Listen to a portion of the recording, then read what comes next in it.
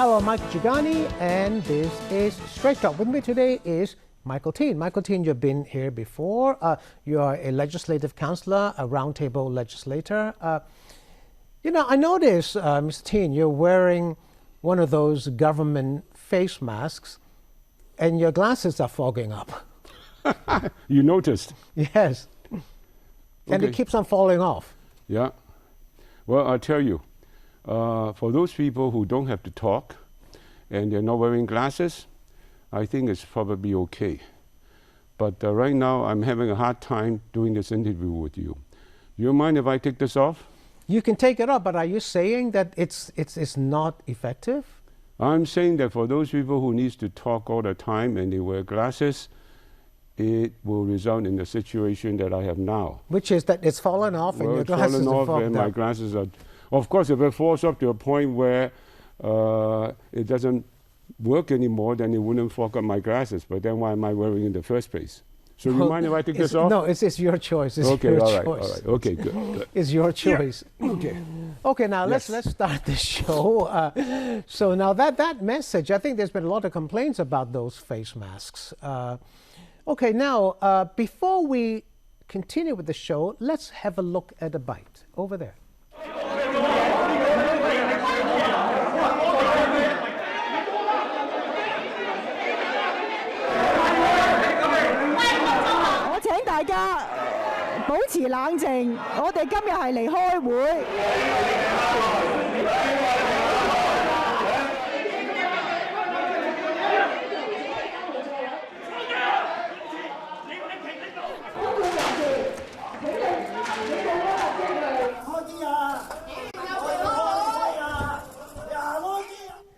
That was last Friday, Mr. Tien. Were you there? Of course. And I didn't see you kind of go out there. I saw Junior's holding like he wanted to. He was like a boxer or something. I'm sorry, I can't fight like him. I'm 70 years old. So were you just sitting down and watching everything? Well, I was down there earlier. Mm-hmm. I was down there before 2:30 when they started.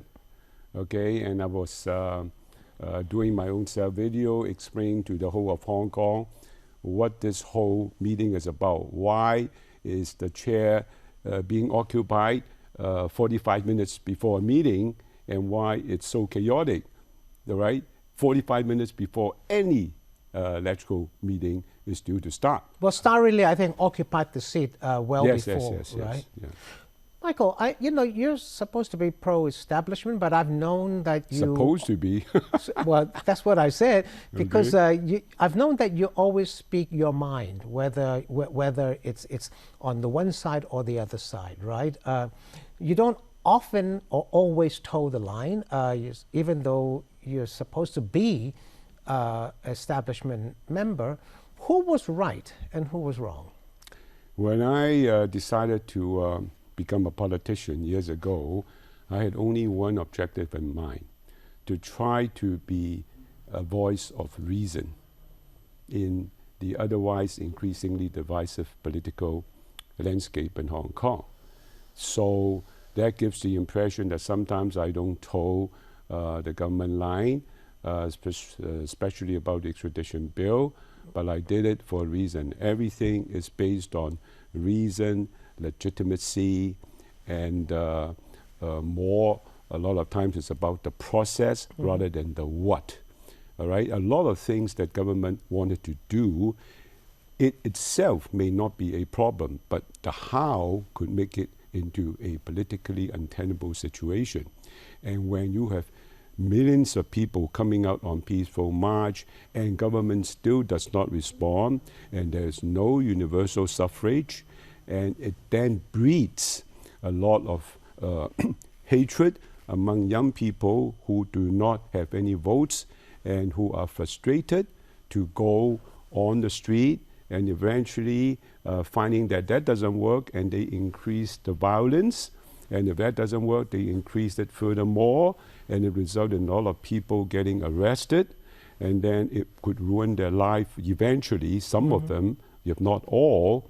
What are we all doing to ourselves? Well, you tell me. I mean, what are we all doing? Number one, you've got this fight in Legislative Council among legislators. And then you've got Starry Lee from the TVB party occupying the seat well before the meeting started. Dennis Kwok says, no, I'm supposed to chair this meeting. As a legislator, Mr. Tien, who should have chaired that meeting? If I can talk a little bit from another perspective. What happened in Hong Kong in the last 18 months? You know, we won 2 West Kowloon by-election. The pro-establishment candidate won 2 West Kowloon by-election back-to-back in a row. It's unheard of. Because if you believe in the 60-40 rule, every by-election should have been won by the opposition, right? So merely 18 years ago, Hong Kong was all right. There's nothing wrong. There's nothing wrong with Communist Party changing their stance about Xi Jinping, about any of this stuff. So the only thing that happened is our leadership, Carrie Lam, did something that she started herself, and one step after another, things got out of control. She did not respond to a huge multitude of people's peaceful rally, and then it resulted in putting the police up so-called, the Chinese saying is up on the table, and then at the end, the central government is forced to come out to stand strongly behind the police, and therefore the central government is now put on the table by this one lady leader of ours. So is she actually running Hong Kong now, Mr. Tien? Because you've got the liaison office and the Hong Kong Macau Affairs Office issuing statements all the time, 6 or 7 statements already. Who is running Hong Kong? Well, honestly, I think she did a decent job with controlling the virus. At the end, of course, we all are contributing because Hong Kong people are very conscious about health.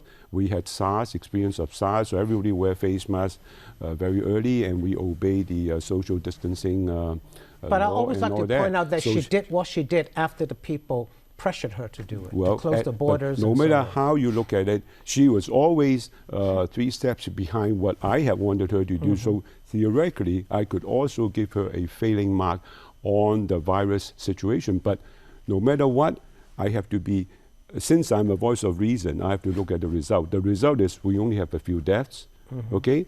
And we have 20 some odd days of 0 new cases. Okay, you cannot say that you don't give her credit, okay? Even though it's the combined effort also of all of Hong Kong people. Now, what happened is that she started doing something about a year ago, which then resulted in police having to step in, which resulted in people then clashing with police, and the hatred goes up, and the central government coming in, and so who's running Hong Kong? Central government? Okay, and then to the point where the current legislature is being paralyzed.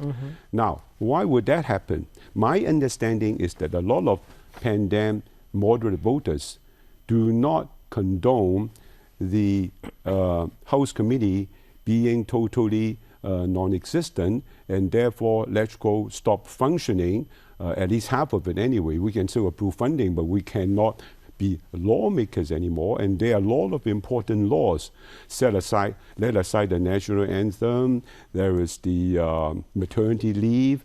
There are a lot of other things that we need to talk about in Hong Kong, and it is all right now put to a stop because of this absolute farce that's happening in Nashville.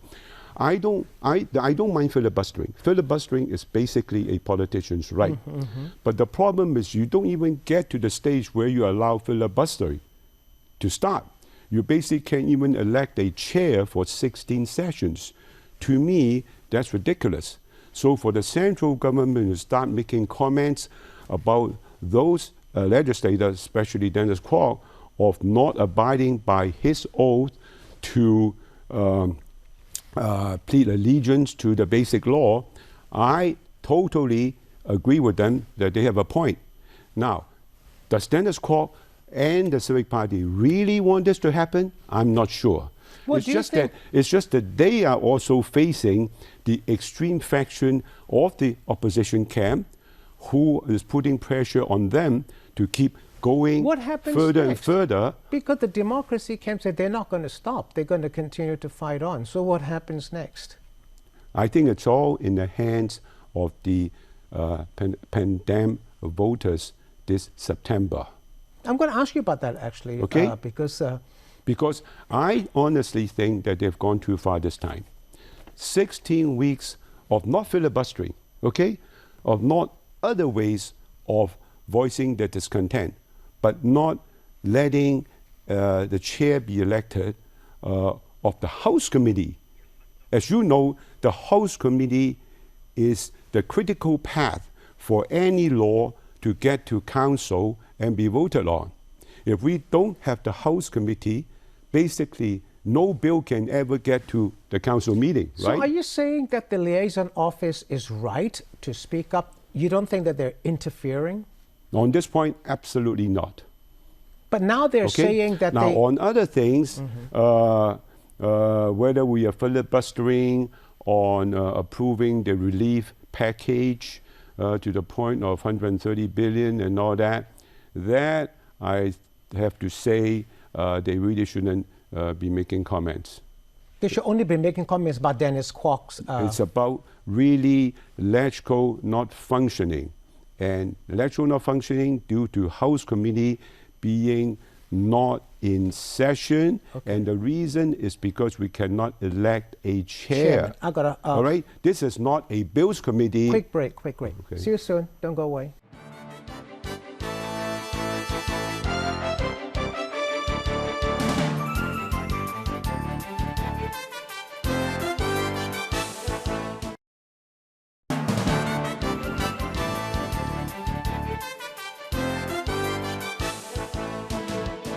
Thanks for staying with us. This is Straight Talk. With me is Michael Tien. Michael Tien is a roundtable legislator. Now, Mr. Tien, you said earlier that whether Dennis Kwok is right or Starry Lee is right, whether who should be chairing the House Committee, it's debatable. But you said that in September it'll be up to the democracy camp voters to say whether what Dennis Kwok and the camp is doing now in filibustering is right or wrong, right? So the voters will have their say in... May I confirm that point? First of all, they are not filibustering. All right? They've gone far beyond filibustering.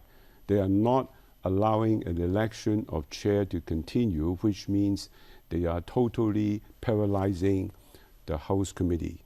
All right? And as far as I'm concerned, it is not debatable. Back in October, November, the last agenda was to elect a chair. At that point, yes, Starry Lee should not chair any meeting. I agree. We should go through due process and elect a chair and let that chair chair all the meetings of this year. But then 16 sessions, all right? It comes back to a basic point that I always believe in. I agree that we should all abide by due process. But when due process is putting society to a halt, okay, and the very thing it's supposed to protect is not functioning anymore, we have to think about what is due process. So we do not blindly go after due process. Do you think that the democracy camp voters... So then I say, so now my stand is very simple. Starry Lee chairing the House Committee on the regular business, we need to continue. At the same time, Dennis Kwok should continue with his session to elect the new chair. Until that happens, business has to go on. Okay, now you saw what happened in LegCo. We saw the clip, you were there. Yeah. Come September, the democracy camp says they want to win half the seats in LegCo. They've never done that before. Is it doable? I think with what's happening now at the House Committee, they are losing marks with their voters. So you don't think that they will be able to, in the district council I think elections, they're being held hostage by the extreme faction of their camp, all right? Because the extreme faction of their camp is putting pressure on the moderate, okay? That if you don't basically play total destruction, mutual destruction, we're going to attack you at the election forum and say you are actually not really part of us. Are you worried? Because you probably will run for re-election. Are you worried about whether your seat is secure or not? I never think about these things. I leave it to God. I'm a Christian. I do what He wants me to do. which is to continue to provide a voice of reason. Well, in the district council, people, the establishment camp lost most of their seats in the district council election. LegCo is different, but why would you say that the democracy camp will not get half the seats? A lot of people don't understand it. If you buy the 60-40 rule, okay, is that basically out of every 10 voters in Hong Kong, eligible voters in Hong Kong, 6 are so-called opposition, 4 are pro-establishment, then the district council, all these years, should always be won by the opposition. Right. So it's only normal. The reason why all these years the pro-establishment camp have taken the majority is that on a district level, the voters understand that politics takes a second seat. They actually want to get their bus line, their connection, their fares, their sewage, and everything you're done. Saying that in LegCo that's not going to happen. Right. In LegCo, it's a different matter. Okay, but here, they always go by what will make their livelihood and neighborhood better.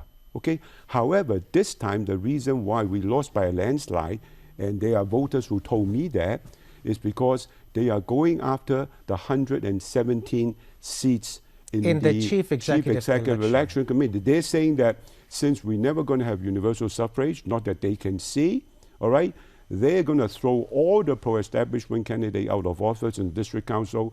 The whole aim is to get the 117 so that they get closer to the halfway mark in the 1200 and to be able to somehow have a more constructive dialogue with the central government about who should be the next CE. Okay, now I've got not that much time left. A couple of issues I still want to ask you about. So that's the reason why we lost by a landslide. But when it comes to LegCo, it is proportional representation. Yes, I understand that. Now, I've got just a few minutes left. I just want to ask you 2 more issues. You know, we saw a certain protests over the weekend. You think that protest movement will come back? If you look at what I said, what I said earlier was that just 18 months ago, we went to by-election in a row, there were no protests, okay?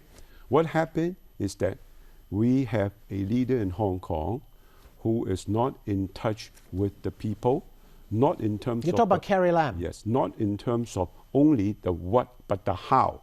So my answer to you, whether the young radicals will come out, depends on, in the future, of all the controversial bills or issues that government is going to put forth, how they handle it. For example, Article 23, everybody says that if any government, any administration put forward Article 23, Hong Kong is going to be finished. There's going to be 6 million people out there throwing gas bombs and whatever. I don't believe in that.